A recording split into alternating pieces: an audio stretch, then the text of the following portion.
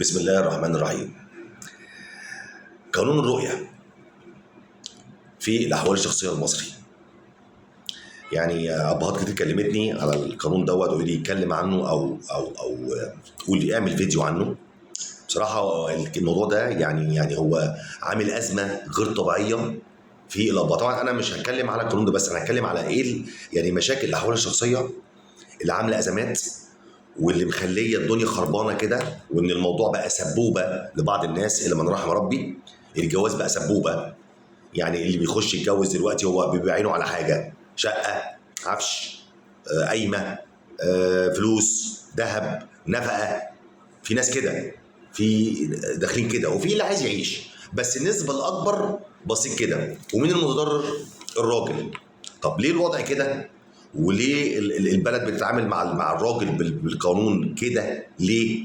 ومجلس النواب، احنا برضو اتكلمنا في الموضوع قبل كده، امتى هيتكرم ويتعاطف ويفتح المجال للموضوع عشان يعدله؟ عشان احنا بقالنا سنين، احنا داخلين دلوقتي في اكتر من 20 سنه بنتكلم في القصه دي. من 20 سنه بنتكلم في الموضوع ده، ان الست تخلع الراجل وقت ما هي عايزه، الست ترفع القايمه على الراجل وقت ما هي عايزه ايا كان السبب. الست ممكن تحبس الراجل وقت ما هي عايزه. طب الراجل بيعمل ايه؟ ايه وضع الراجل؟ نفقه تدفع غصب عنك. طب رؤيه 3 ساعات في اي نادي في الشمس ويتنقع، بص، وتقعد في الشمس لما راسك تتقور. طب ليه؟ يعني لو حط القانون، هو انت قرفان من الرجاله كده ليه؟ ليه مش طايق الراجل؟ طب يا عم زي ما انت ما اديت حق للست، ادي حق للراجل. هو ما حدش قال حاجه ادي ست حق الخلع؟ لو حصل واحد اتنين تلاته من الراجل، لا، من حقك تخلعي. لو حصل واحد اتنين تلاته من الراجل، من حقك تتضرر. في رجاله وحشه وفي ستات وحشه. هو كل الرجاله وحشه والستات كلهم ملائكه؟ لا، في كده وفي كده. يبقى زي ما انا مديت حقوق للست في حاله واحد اتنين تلاته، هديكي واحد اتنين تلاته. طب الراجل فين؟ الراجل مطلوب منه يدفع نفقه ويسلم قايمه ويدي شقه ويقعد مع ابنه 3 ساعات في النادي. يرضي مين؟ يعني انا مطالب مني لما هسيب مراتي سواء خلع او طلاق، هتاخد مني الشقه او هتاخد فلوس مكانها. ما هي الشقه يا فلوس معروفه، والقايمه ونفقه الواد. حلو كده.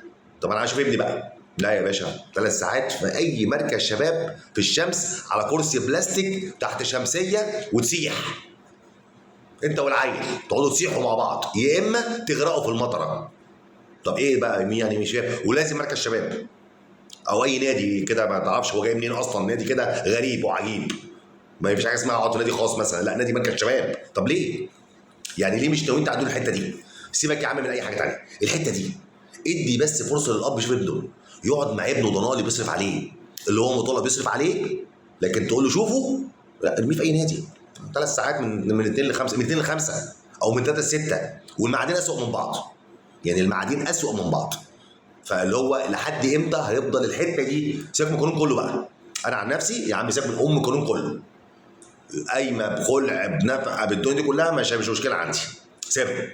ليه؟ لو انت اديت براح للاب ان هو يشوف ابنه وقت ما هو عايز او وقت اجازته. يعني مثلا كل اب لما بيجي يشوف ابنه يقول انا والله يا جماعه انا الويك اند بتاعي او الاسبوع الاجازه الاسبوعيه بتاعتي الجمعه والسبت، انا اجازه جمعه وسبت. خلاص يا عم، انت هتاخد ابنك يوم الجمعه بعد الصلاه وترجعه السبت اخر النهار. والله لو ما عملتش ده هتتحبس وتمضي على كده، وكل اسبوع يمضي على نفس الورقه او نفس الاقرار ان هو لو ما رجعش الواد في الميعاد هيتحبس. تعمل فيه محضر وتحبسه على طول. ايه المشكله؟ يعني انتوا مش قادرين تعملوا ده؟ لا، قادرين. لو قادرين، لا انتوا قادرين. معلش، يعني المشرع او اللي هيقدر يعدل القانون قادرين، بس هو في حاجه مقصوده. هي حاجه مقصوده ان القانون ما يتعدلش ويفضل بالوضع ده ويفضل الحال ده، وهو مبسوطين كده. اللي عمل القانون ده هو مبسوط كده، عاجبه ان الراجل مفروم والست قاعده بتطلق وتاخد اللي تاخده والراجل يولع. انت عشان ابنك يا باشا روح شوفه في المحكمه، عشان عارفه ان هو هيشوفه فين؟ في النادي 3 ساعات. ولو جدع قورب، انت لو جدع بس خد الواد كده واستخبى بيه، يا لهوي هتلاقي النادي كله بيدور عليك. طب ليه يا جدعان؟ ده ابني على فكره. عشان كده بقى بتلاقي اللي ممكن بقى ياخد ابنه ويسافر، اللي ياخد ابنه ويختفي بيه ويرفعي بقى وتعملي. ما انتوا اللي بتنشئوا ده. يعني القانون بتاعنا اللي بينشئ المشاكل. انت مش عامل قانون عادل يظبط الدفه ما بين الطرفين، الست والراجل. الراجل مطلوب منه ان هو يدفع نفقه الواد، ومطلوب من الست ان هي الواد يشوف ابنه. فين المشكله هنا؟ هي مش ده ابني؟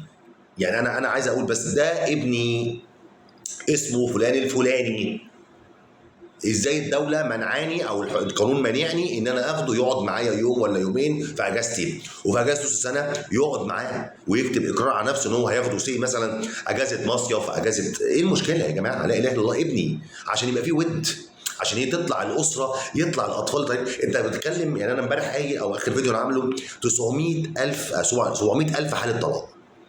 700,000 دول لما افترض ان كل حاله طلاق مخلف عيل واحد، مش هقول لك اتنين، واحد بس، يعني كام؟ 700,000 عيل، ده على مدار ايه؟ 9 شهور، مش دعوه بالسنين اللي فاتت، انا بتكلم السنه دي بس. 700,000 عيل، اسره مفككه، ابوه في حته وامه في حته.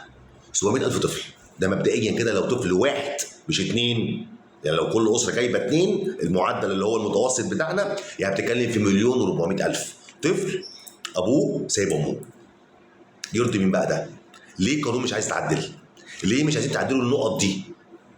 الرؤيه، القايمه ماشي اوكي تطلب، مفيش مشكله، يعني القايمه اوكي انت مضيت عليها، طالما انت الراجل مضى ووافق ان هو يمضي على القايمه، اصل محدش غصبه، طالما انت وافقت يا باشا تمضي على القايمه يا باشا امضي، خلاص خدها بقى بالاسره، تاخدها زي ما انت عايز، بس ليه تحبسه؟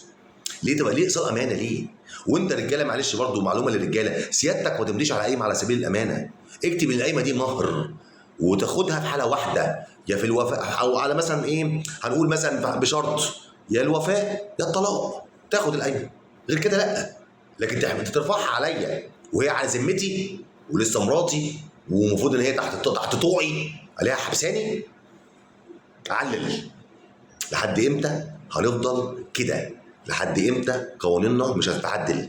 لحد امتى مش هنراعي حقوق الاب في رؤيه الولد؟ انا بتكلم عن الرؤيه النهارده، او انا مركز قوي على الرؤيه.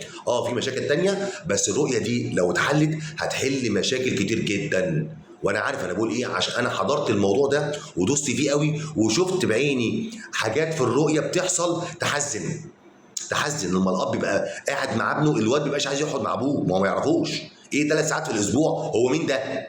الواد يقول له هو مين ده، وما يبقاش راضي يقعد معاه، ليه؟ ما بيقعدش معاه، ما بيلحقش، الواد بيبقى عايز يجري ويلعب، يعني الاب عايز يقعد معاه، الواد شايف العيال بتجري فبيقعد يجري معاهم وسايب ابوه.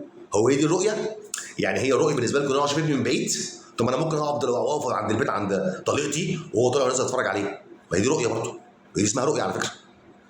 لا الله، انا حبيت اتكلم بس في الموضوع ده عشان دي ناس كتير تتكلم فيه، فيعني اتمنى يا جماعه شير الفيديو عشان صوتنا يوصل، يعني احنا ما عندناش حل ولا بديل غير الفيديوهات، يمكن صوتنا يوصل، ويا ريت كل الاساتذه وكل الناس اللي بتتكلم في المواضيع دي تتكلم في نفس القصه وتقول نفس الكلام وتعترض نفس الاعتراض وتوصل صوتنا عشان يوصل للناس ان في مشكله يا جماعه اسمها رؤيه الاب لابنه. تحياتي ليكم، كان معاكم حاتم سعيد، اشوفكم على خير.